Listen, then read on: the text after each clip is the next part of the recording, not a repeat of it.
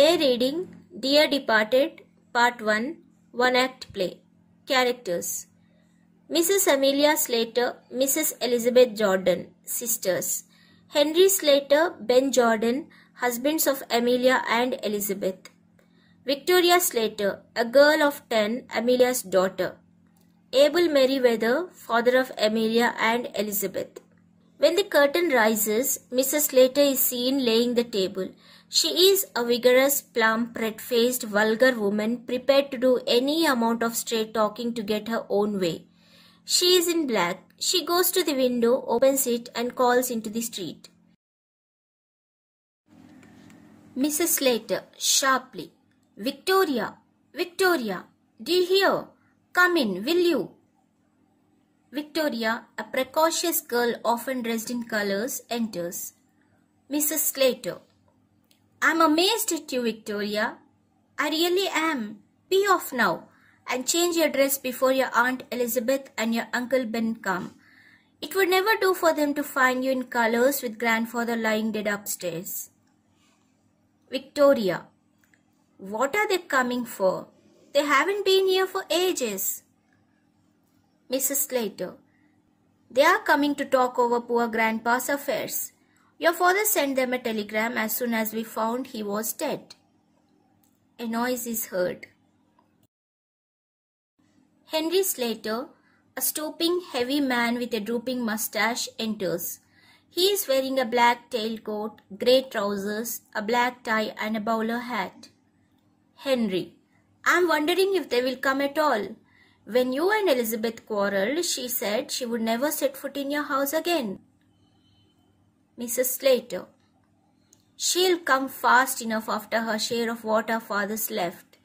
You know how hard she can be when she likes. Where she gets it from, I can't tell. Henry, I suppose it's in the family. Where are my slippers? Mrs. Slater, in the kitchen. But you want a new pair. Those old ones are nearly worn out. You don't seem to realize what's it costing me to bear up like I'm doing.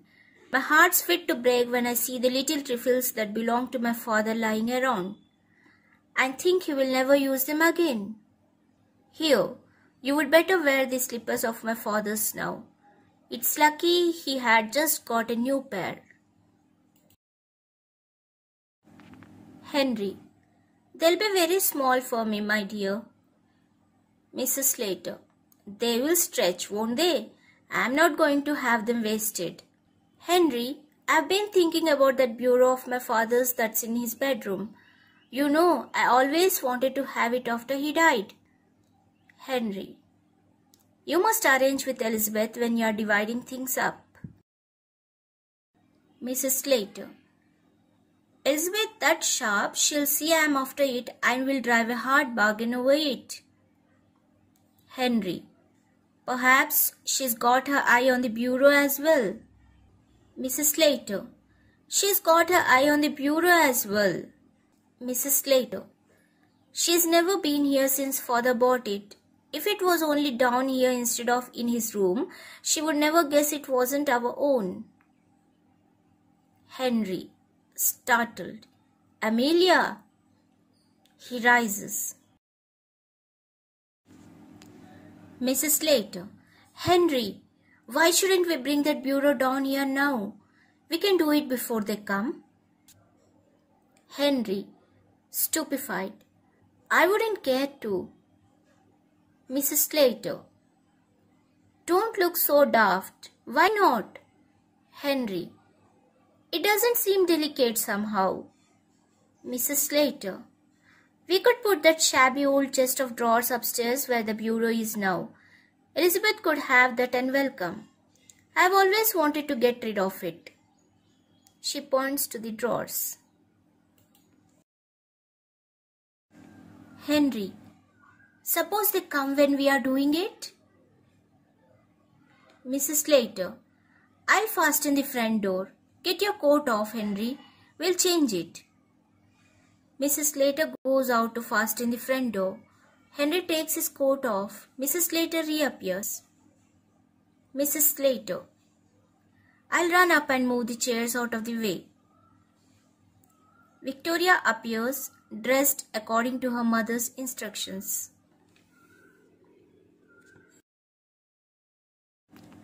Victoria: What have you got your coat off, father? Henry: Mother and I are going to bring grandfather's bureau down here. Victoria: Are you planning to pinch it? Henry, shocked: No, my child.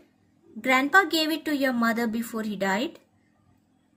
Victoria: This morning? Henry: Yes. Victoria: Ah, he was drunk this morning. Mrs. Slater appears carrying a handsome clock under her arm. Mrs. Slater: I thought I would fetch this down as well. She puts it on the mantelpiece. Our clock's worth nothing and this always appealed to me. Victoria: That's Grandpa's clock. Mrs. Slater: Be quiet, it's ours now. Come, Henry, lift your end. This is the end of the segment 1.